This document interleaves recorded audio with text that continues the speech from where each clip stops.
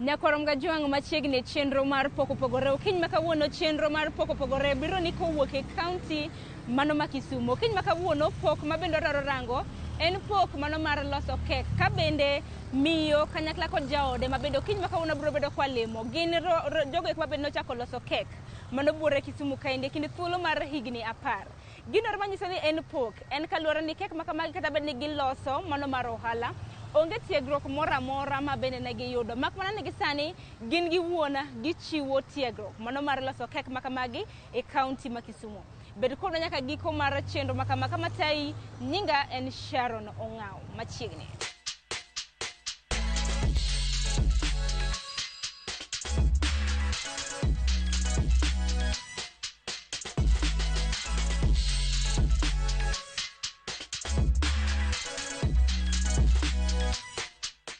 Nyakorom ga juang machiegni kendo mana kana senyisi asechopo ka mano e bakery mungere kaka Wise Choice Kenya Bakery mantiere gwenge gi mag Kondele. Machiegni bed ko dol nyaka giko mar chenro makama. Machiegni chenro mar poko pogore mana kwa chako nyingi tinyalo kala na paro ne gi nying duka en mane. Nyinga Agnes Adero. One is Wise Choice Kenya Bakeries, one located Kisumu Kai. Kondele along Kakamega Road Highway. Agnes, ma en chenro mar poko pogore to bende loso kek. Sinyalo buna ngisa ni loso kek no chako higa mane? An nachako loso kek ka nyathi school. Nen bang a home science class in class 7. To koro natime as a passion to minwa ne nyiona gik madwaro. Then in high school na jopuonje mana yudo ne puonjowa both loso baking and even decoration. So after high school I was doing it as natime kaka passion yani gima hero. To naloso go pesa.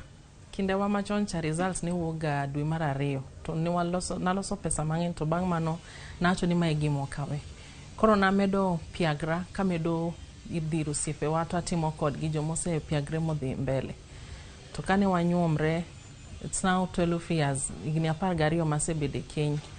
Na rwake jaoda to bende no hero mano timo makuro sani bong'eyo. Koro kode wasetimo kode higni 12 kenda dawachni asetimo higni 15. Madibed ni pok mari en mar loso kek koso nango nikech dibed ni yudo tiegruok koso onge tiegruok mabende ni yudo. Nene na gima na hero kane watime ka wapuonjre e school ka ja class 7 na hero to namedo time to kana chopo kendo e class 12 kendo japuonjwa nopuonjowa e puonj mar ot. Koro na hero bang' mano kana medo time to natime taneno ka loso pesa to ne wuok na maber. Koro en gima nachako chon. Ochopo nade ma koro uchako nyaka time kaka ohala? Kaka nang'isi na bang' class 12 natime talose pesa. But kuma by that time nanene ka ina part time thing. Kane osenyuoma then kane waloso kek ka chiegni konyra nyathina mokwongo to siepna moro biro na nogo order mar kek mar 40,000 to katiko ka order ne kodhi tangiso jaoda ni ana ol okane kabro nyalo gini terero siepna moro mondo ami order to wacho ni da wawe ibro bet pinti puonja tatimo kanyo kuma nwachako time. Jaoda en ng'amo timo computer science gi computer gi. Koro instead no kawo knowledge ne no mokete kek opuonjre mang'eny kokalo kanyo. Then mar 2 bende odhi oyawo page mar Facebook ma koro nwa landrego. Matin emokelo na idea ni koro wamany nying to yudo ka nyathiwa mokwongo no manwa nyuolo ne ma ohango puonjrego ni luonge ni Wiseman. Kanyo kuma koro nwachiwe nying mar Wise Choice Kenya Bakeries. Eka nwatimo registration ma koro sani obedo ohala mabe ong'ere gi sirikal. Agnes, chutho ka ng'ato chako ohala, jomoko ja chako ot, jomoko bende ja chako kata mna gi duka. Hakeni mano chako loso kek kaka ohala, no chake gi kanyo. Ne wachake ot, mano to kanyal riambo. Ne wachake ot to bedo ni ne wase register mwa bedo be nyaka e ng'we yamo ma iluongo ni Facebook gini go. Then bedo ni nwachake ot to ne watime gi jiko. Actually anyangiso joma winjowa gi kek gima ber gi ohand kek ok ochuno ni nyaka inyiew gik mang'eny gi. Nwachako gi sufria mitedo ga lot gi kuon, ne wachako gi jiko to nwatedo be gi kuoyo. Koro watiyogo actually watede ot for 10 silent years. Watimo ohala e ot. To gima ber gi ot ama gima ber gi ohala ni registration en gima idhi Huduma Center titimo. Koro gima nokonya mondo adongra na approach Equity Bank kana asea account kanyo to negi biro nyaka ot. Actually an ng'eny jo Equity ong'eyo oda kech for 10 years kitie ot tikaoga loan tichulo. Ingeni sasa mimi loan jo Equity nyaka bie ot. Koro gin ging'eyo oda maloye kata nkech for 10 good years anytime machulo loan katieko after 2 years 3 years gibiro kendo girango to negi yudo ka gima na nyiso ni adhi nyocha anyeo to medre ameda kamano to gima fwenyo ni sama ji obiro ot to neno gimitimo to neno ka diri dongo kata dawach ni jo Equity no me a lot of support because ok ne gipenja gik mang'eny. Ng'ama biro to bet kodi kaka achiel kuomu to obedo gi winjo mar gimiwacho. Expectations gi ba not so high magi yani dwaro gi ok ni mala ahinya. Natemo kata banks moko to da nigi ng'eny gi weche gik magipenjo mang'eny so Equity en odhi kuom ng'at matin manyalre cha. Koro wan matin manon to nwadonga kodgi. Anyalo paro my first loan in Equity ne 200,000 to wadonga kamano sani I can talk of millions just still kwa mana kuomgi. Ohala ko hala ng'ato kachako nyaka chake gi omenda moro dhongero ng'eyo kaka capital. Akeni jo Equity bengi gini mana gijiwi mar timo ohala manitimo koso nang'? Negi sira mang'eny okanyal riambo nkech waching'eni kaka ng'isi ne wachako gi tedo e jiko gi sufuria mar ot. But kaka ohala ne medo idho ing'eni koro dwaro ne ng'eny to dwaro mang'eny gi ok nanyal romogo ma okayudo mijing'o matin koa kuomgi kalure ni koro ne nyaka kwa gi pesa moro mondo ginyiew na gimoro matin tin. Koro bedo ni ang'isi ni ging'eyo oda ne gibiro giyudo ni gini last time ok nwayudo giyude kendo giduogo next time kendo giyudo ni gino ok nwayudo wayude nyaka koro wawuok oko to mondo wawuog oko gine mane gigolowa oko kech wach wuok oko ok nen tich mayot. Actually stepping out kaka do msungu wacho ok nen gima yot kech wach ng'ini sing'iyo timo gimoro amora e ot to wuok oko ne dwaro gik mang'eny. First ne dwaro gik miluongo ni display gik mar rang'is mar keto kek gin gik ma bet gini mala ahinya to anya paro na dhi irgi to nwawuotho kodgi magibiro magineno gima dwa timo ginona koni gi koni manyaka ne gikonya ma awuok oko. Koro chako to yot gima duong' en kinda gibe koro kinda ne magirango koro ibende nyaki convince gi nyaki bed ni ijakinda kijakinda to gibe gi jokinda konyi. Nisenyiso ni kopogore gi ot mabed ni nisebedo kulose kek kuom thulu mar higni 10 sani untiere gi karu mantiere kondele ka be kuma wantiere nyalo mana nyiso gi ni mae na paya mane mabende uyudorue ka dok chien matin gima ne ber gi ot bende and the registration manatimono nokonya ma anyalo train ji especially ntie gimiluongo mar jo sirikal NITA National Industrial Training Authority bedo ni na register ne ginyalo miya nyithindo ma train. Kawuono anyalo wacho kata supermarkets ma oko gintie nyithinda ma opuonjre lweta ma sani gin e laro kono. Then mar ariyo kane wawuok oko ne wachako gi duka moro kondele to ne waneno ni duka achiel ni ok nyuol mang'eny kaka no expect. Actually koro gima ne watimo ne wadhi wamanyo duka moro mabet tin mane ikondele chiro. Koro wan gi duka moro ikondele chiro then wan gi duka moro e Kibuye makata sani oseyawe e Kibuye kanyo koro mondo kech wach nwayudo ni ji tedwa kek piny masani ji bol gi mkati seche moko. Of course mkati bende bende watimo but ji dwaro gima lamlam mamit koro kek be watimo e Kibuye kanyo to kanyo bende Equity nogoya jek matin manyalo konyo nkech wach ing'eni kanyo be nyaka na get another structure mapiyo piyo to kana dhirgi to ne giwinjo mano to because wasewuotho kodgi mang'eny ne gitimo na ka ging'eni abro timo. Ki rango maber iye ka bende kana realize ni kondele na chulo rent mar pesa mang'eny for production place and selling point kanyo kuma ne approach kendo Equity to ne gibiro magimiya pesa moro mabira anyiewo go container. Koro kuma ntiere en container ten kamo kachul makata sani gitimo na extension malo kalure ni kanyo bro konya mondo ayud space mar training nyithindo moko. Then an gi duka moro kendo Maseno University along Siriba campus. Kech wach na yudo ni dukni gi kayawo gi iyudo ni achulo pesa matin to lakini auso mang'eny. Then ayaw kendo moro Manyata Skyway. Ang'eni jo Manyata winjo mano ng'e mano. Manyata Skyway kanyo bentiere kuma wayawe duka ma wause kek kendo. Ang'eni kinde ka kinde bende nisinyiso machien kocha ni bengi mar Equity nosebedo kama kulwetu. Akini bende nagi chiwonu tiegruok mar dhi mbele kata mnagi kito ohala musebedo kutimo. Chakre higa manokalo negi biro irwa dwe mara aboro to negi ng'isowa ni koro negi dwani mondo gichak puonjowa. To seche moko gipuonjowa giriwowa jo ohala mang'eny. To mane berna kabisa mapok aneno ng'ata kotimo negi omona japuonj Karakai manowuotho koda dweche 3 to nopuonjo ohala kando gian nopuonjo nyaka joga.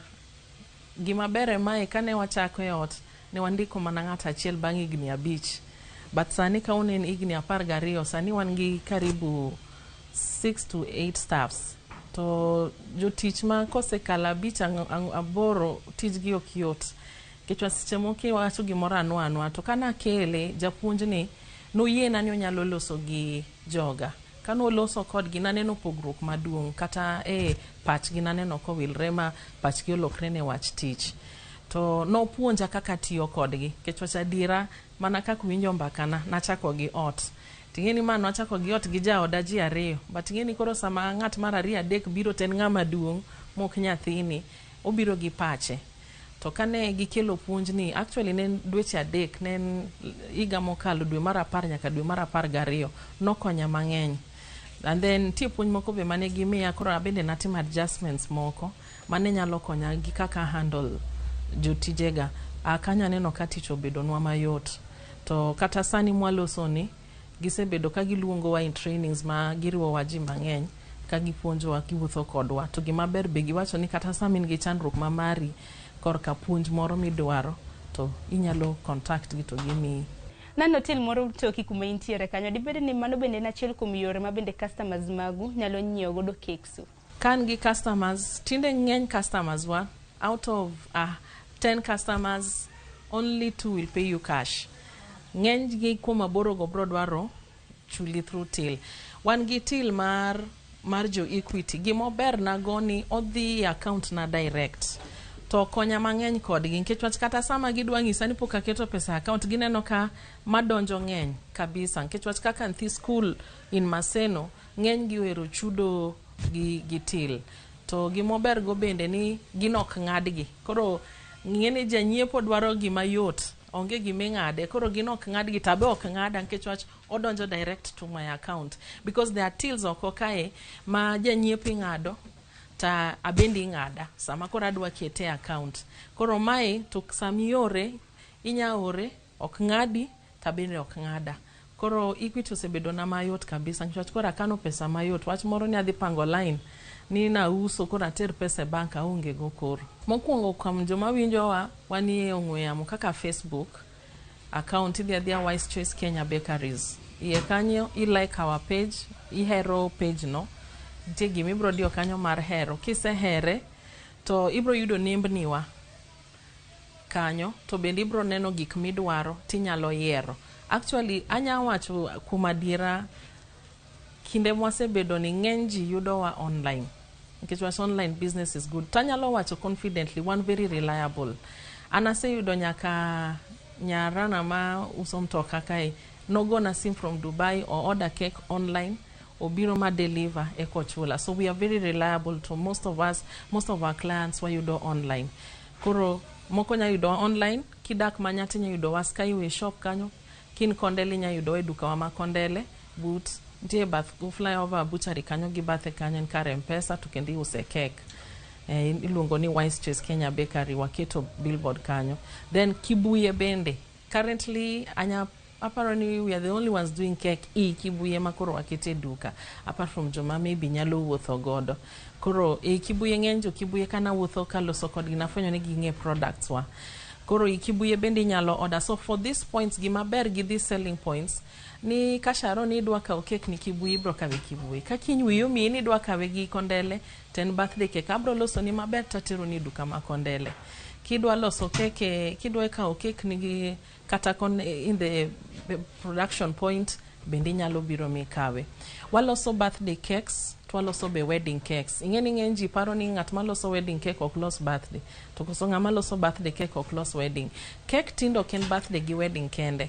Cake kaka kawuono en Father's Day, inyalo loso cake ne babau mar gonero kamano.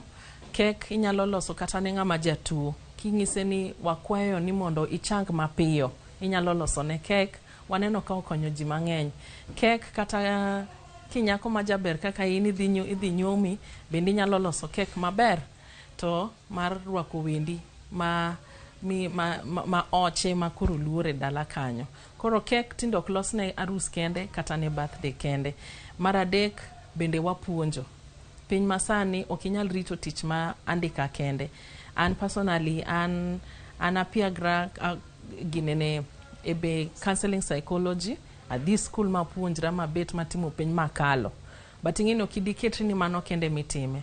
Ajakwath bende e kanisa. To tinde kanisa mani mineno ntie wakwache moko mabro kwayi pesa. Uwuondi ni obro ng'isi, obro timo lamo ni gimoro mondo yudi. Koro an nawacho ni yono kadwa. Paulo muma wacho ni obende noloso tent mondo yud gimo chamo mondo yali injili to kik okwaji. Koro kata bende mae kuma alose mara.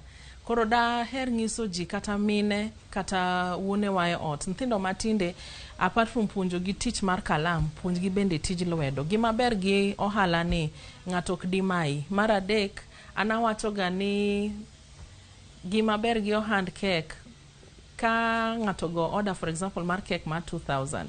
Inyang'ise omi down payment. Dong in gi sufria ni ot gi jiko ni cha inyatedo ne cake. En gima dwaro capital, iyudo capital mayot.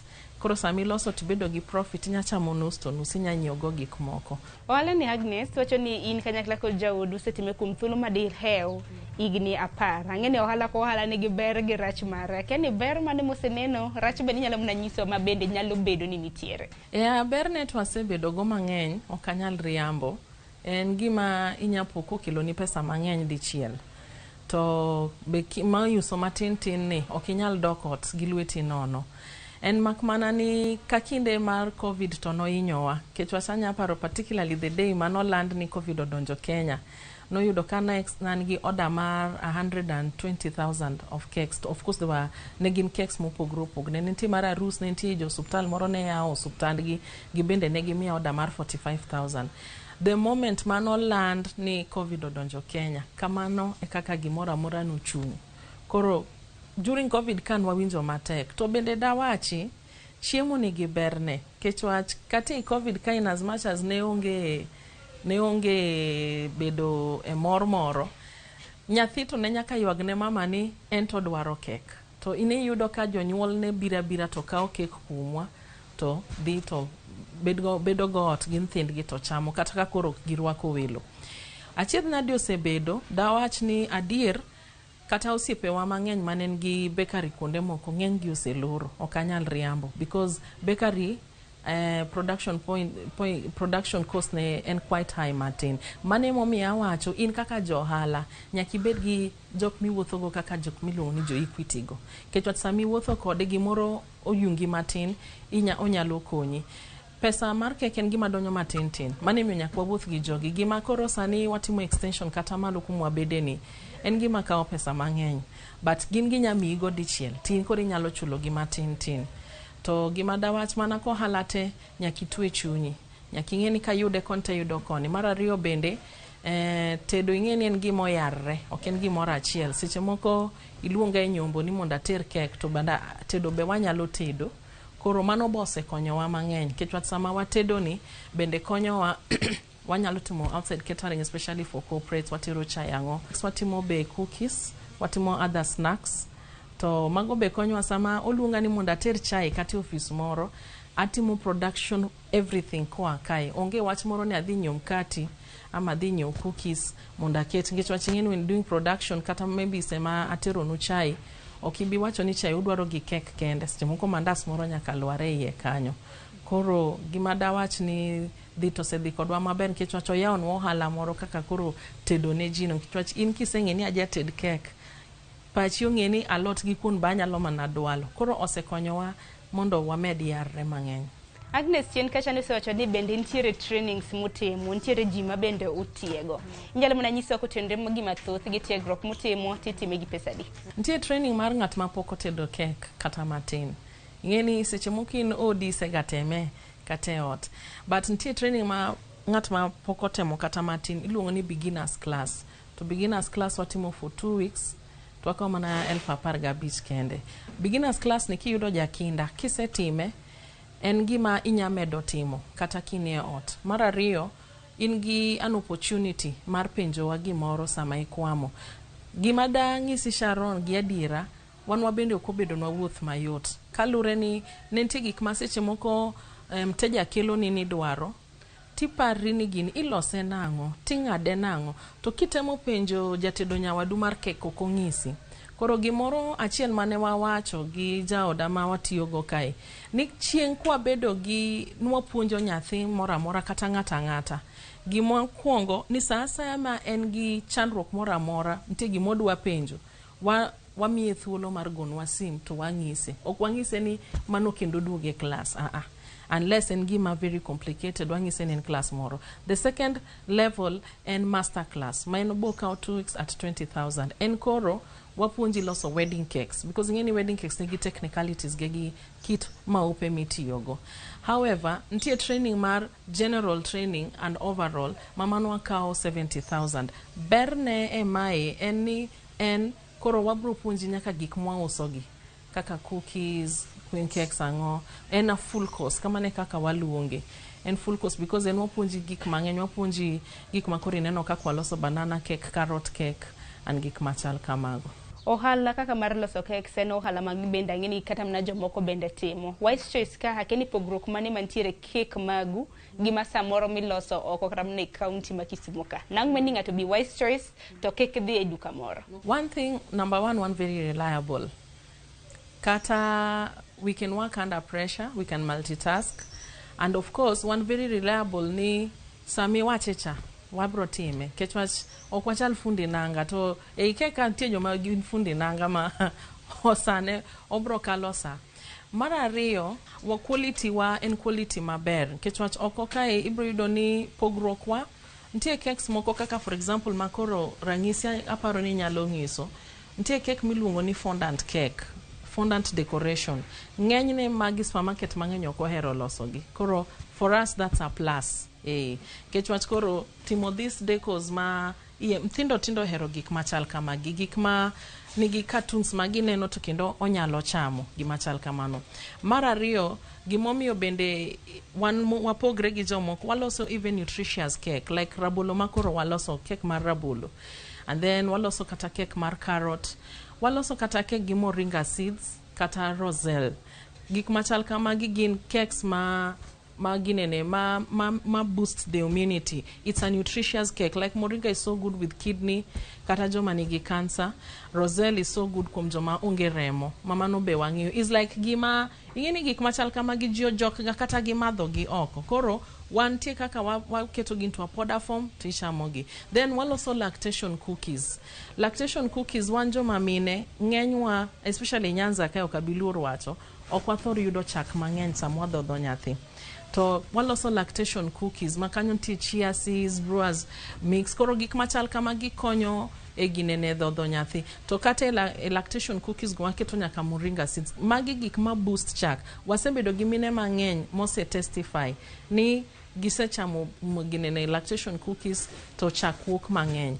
Koro iyudo ni waloso chiemo manyalo konyo dhano. Then waloso be cake maonge skari. Waloso cake ma olos gi ginene mor kich. Koro magi gik mineno katinde ji dwaro nikech ng'ato dwaro ni ocham gimoro ni luongo ni cake, but everything about it is very nutritious. Of course, ng'enyne ji paro ni it's for diabetic, but for those who wants to go zero sugar, pod ginyalo tiyo kode. Kotieko, benyalo bina nyiso ni nyalo yudu nade Kisumu kaendi. Dibed ni jo Kisumu kende gi alwora mare machamo keksu, koso keksu gi bende nyalo kramna chama gi joko. Waseko cakes Migori Town, waseko cakes Nakuru, waseko cakes Kitale, waseko cakes like nito sipna moro mane timo cake na wedding Nairobi no wacho ni Agnes ni manya kilos cake na waseko ne cake, waseko cake Siaya. Actually, our cakes are very stable. Ogin cakes ma top endara, ogin cakes muluru ching, and especially cakes kakamawacho ni gin mag fondant. Fondant is chewable, okotek, because angini jiniga gi attitude, like kakoro urango ma en mar cream cake, enton thinde mohere, kechwach ng'eny gi kagise chame to giwiche lembgi kuonde gi. To but for fondant berne kakinene ni en gima ready to eat. To pogruok neni kamule kamae okomak lweta, but kachame en very chewable, okotek. Mar ariyo okoluoro chieng'. Koro seche moko nitie nyasi kaka mag arus kata nitie wuoth moro mabor ma ji dhie gi chieng' ochopo. Asetero kek mar nyombo in Tanzania. Negi biro jo nyombo mokao kek motero Tanzania ma ji nowuoro, and they like it today. I still have those clients. Koro negi wacho ni kek no chopo maber, and me and you ang'e kata Tanzania part of it en gi liet mang'eny. Negi kao kek ma giwuotho maber ma be nocham kinyne, to it was very good. Ntie kaka waloso kek in a very nutritious way. Ang'e ni ng'eny ji otong'e ni kek en chak, tong, ang'o. Wan ng'eny che kek waloso gi tong. Tong is one of the preservatives in food industry. Koro mane momineno kwa wacho ni kibiro mipuonjri to ding'e mang'eny. To kek en gima kamora more nyachako hande. Wan wachako gi jiko, bang' jiko wanyeo oven mar jiko, wabro ng'iso ugo bang'e. Okao maka matin, kachon kama kamar 50 bob, nelosno kata kek 10. Wan gi koro oven mar stima. Koro wan gi varieties gi stima ni en gima is unreliable. Sani onyalo lal, mar jiko no tiyo natia. Ngima dhi nyime as usual. Mane gima ber godo. Fruit cake is one of our best cakes, because the fruit cake waloso all types of fruit is one of the most expensive cakes. To obera inya gi wedding cake. Waseloso wedding cake ma en fruit cake, but one of the cakes kanyo en cake mar anniversary. Nodugo chame after 1 year. Koro mano we are confident to make that. But mano koro kijati marus tichako chon. Ichako chon like 3 months before you make an order for it. To walose, by the time muditi marus kutieko en gi muka mar honeymoon, but uditi chieng' anniversary. Wanyalo yudre Kondele, inyagonwa sim kamora mora mintie, to wabro yudi. Wase train jomoa Muhoroni, wase train jomoa Eldoret, wase train ji mang'eny ma we can testify. Kin katito ntie nyako moro iluongo ni Rose Cake. Nyathi ma nyakono wane mwapuonjo, kawuono ero go yaw duka. To gima ber gi chiemo nigi all clients, like bedo ni napuonje ma kawuono yaw Katito mako Katito town does not mean ni omaya clients ga. To date, we are still in touch. Simoko biro ni gini nota ama watimo kode todok, and we are so proud of her. Ng'eny gi moko bende ni supermarket, some of them are in Quickmart supermarket, and wamor kabisa ni wanyalo kelo wilo ngima ng'ato. To dawach ne jowinjo na ni ng'eny ji ywago ga pesa mwawachono. To en gima ka iwuok oko michako timo, pesa no duogo mapiyo. Nyathi ma Rose no nomoro aching' moro komonwa skari bel achiel. Ni kata pesa mana chulo oseduogo nate, aduogo gi erokamano. Koro kikirang pesa, rang gimidhi puonjri miyudi. To maybe kiye na mondo awacho nambana en 07121 kendo 95 kendo moro mar nyawadwa en 072 2 3 4 5 4 0 kenda 4 0712195089. Mar ariyo 0722 34 54 04. Mago table yudo wa WhatsApp. To one Wise Choice Kenya Bakeries ka in Facebook, ten Wise Choice Kenya Bakeries. To kidonje, you can like the page, tinya share the page. Tibro yudo gimora mora mwatimo, inya followa, kinye YouTube, bende ibro yudo wa a Wise Choice Kenya Bakeries. Instagram bende wango, podmana nying Wise Choice no, emiti yogodo. Tibro yudo wa. Odichieng' makawuono, wadwa puonjore loso banana cake. Ewi mesa ka wan gi mogo self-rising, wan tiego ka, wan gi moma salad, wan gi mala, wan gi banana mochiek kabisa, overripe bananas, wan gi tong, wan gi skari, then wan gi bicarbonate. Koro mokwongo adwa chako golo rabolo. Koro ka wasepoke, wadhi smashe. Atiyo gi rabolo 4 nikech ma dhi golo na kek mar 1 kg.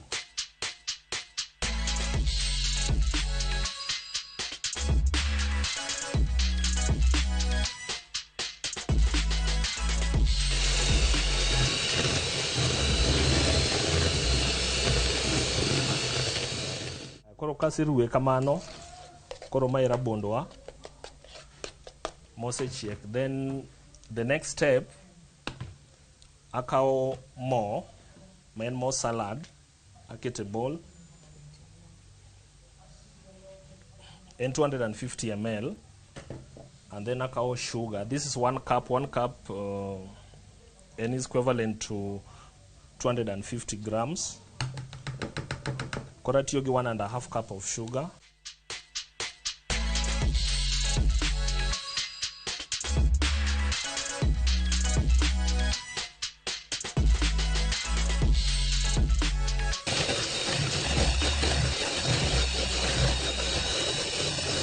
The next step, imedo tong'. Sorry.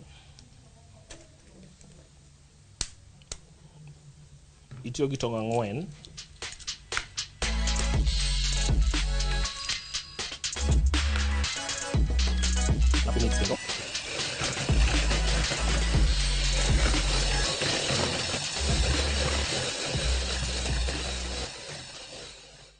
I-mix miwinj ka ng'enge mek skari orumo te.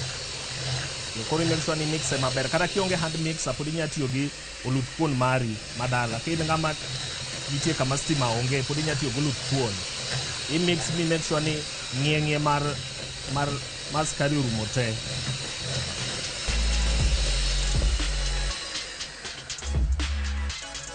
Aya, koro the next thing mibiro medo, ibiro kawo rabondi miseruwo cha maber, misenyuaso mobed mayom, imedo iye ka. En rabolo mochiek, imanyo rabolo mochiek kabisa molokore marateng'. En emogolo kek maber. Koro alafu imedone mala, iolo mala iye. Mala be itiyo gi 250 ml. Then imixe kendo. Inya tiyo gi oluth kuon, iruwe maber.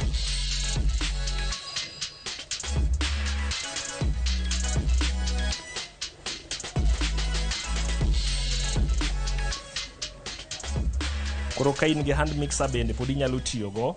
There's no problem, pod inya tiyo gi hand mixer ni ma intiere go no, pod inya tiyo go. Tiruwe make sure ni oruwore maber kabisa. Koro koseruwore maber,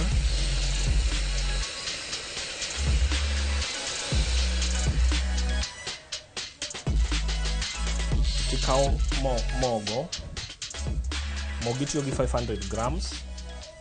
Then ikawo bicarbonate mari 15 grams tiriwogo. Sasa keche magiluongo ni dry ingredients, gini ruwo gi kando. Mi make sure ni oruwore maber kabisa.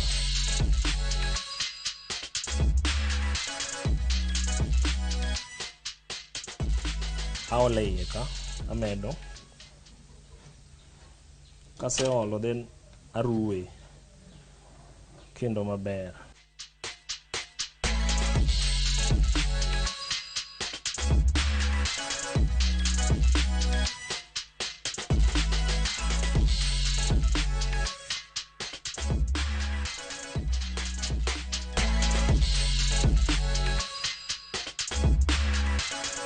Koro nyaka make sure ni otimore kaka ineno matimore ni.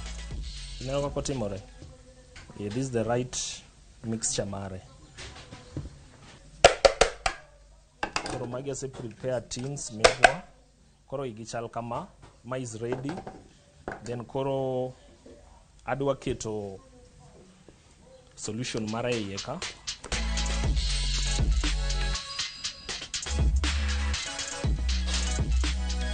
Aketo mana moromo, aketo mang'eny ahinya nikech remember ni udhi kuot sama osedonjo e oven. Anyalo keto around 300 grams. 300 grams no kochiek inyalo use kata 200 shillings, which is it's very nutritious cake ma wantiere godo.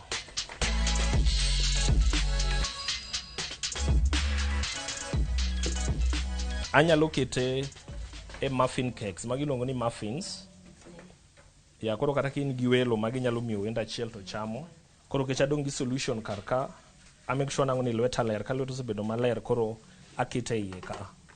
Koro atimo gimi luongo ni aketo kama.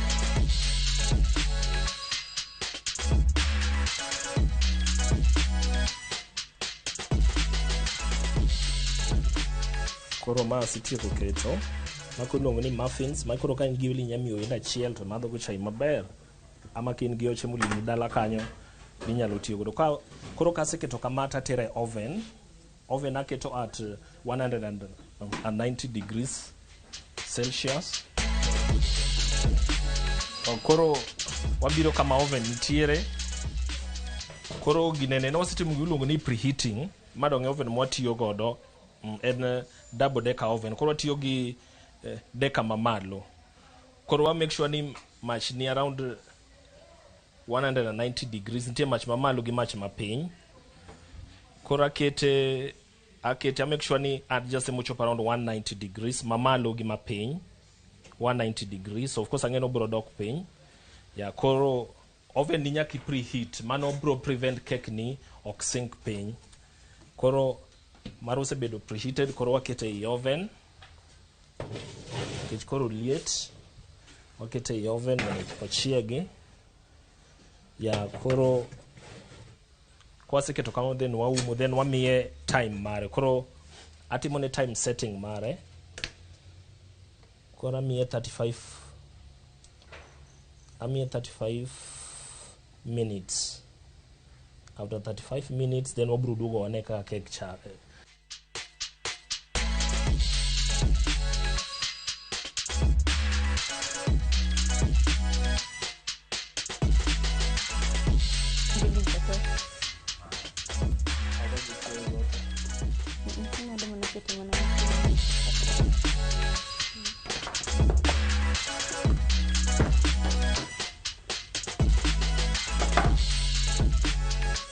Mana manya koro mgejuangi sani koro cakes makamagi osetiek. Bende manyiso ni wachiegni cheko chenro mar poko pogore cakes gi pesadi. Okay, koro mai wanya uso sling 40. Yes, kech mage e bei ma uso godo kata mana ginene outlets wa mane Manyata. Alafu moro ni to uso 200 shillings.